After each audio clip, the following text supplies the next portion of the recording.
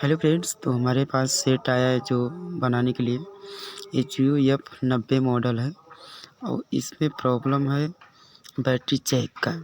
तो इसमें हम बैटरी जैक को निकाल चुके हैं और नया बैटरी जैक इसमें फिक्स करेंगे।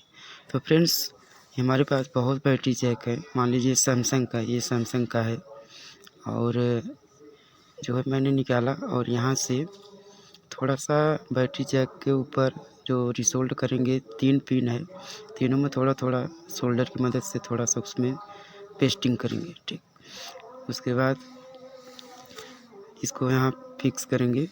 ये परफेक्ट साइज का है, आप देख सकते हैं परफेक्ट साइज़ का है ये। अब इसको हम रिसोल्ड करेंगे।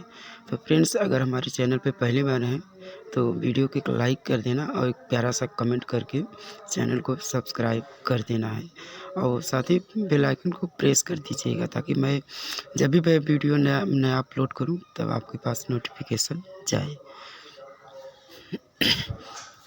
तो फ्रेंड्स, ये थोड़ा सा वेट करेंगे, वीडियो ज़्यादा लंबा नहीं होगा और बहुत आसानी से हम इसको फिक्स कर देंगे।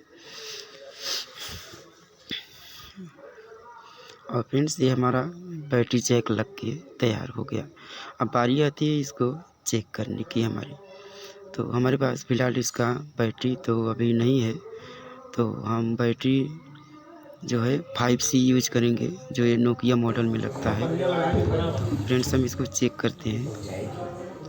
तो कभी कभी क्या होता है कि ये उल्टा बैठेगा। इसमें 5C का बैटरी है, हम चेक करने के लिए केवल इसमें लगा रहे हैं। तो फ्रेंड्स, हम देखते हैं ये चालू होता है या नहीं। हमारा बैटरी जो वैसे तो फिक्स बैठा है और बैटरी थोड़ा इधर उधर बैठ रहा है क्योंकि ये इसका बैटरी नहीं है। तो फ्रेंड्स, हम थोड़ा सा वेट करेंगे और ये हमारा बैटरी जैक कंप्लीट लग चुका है।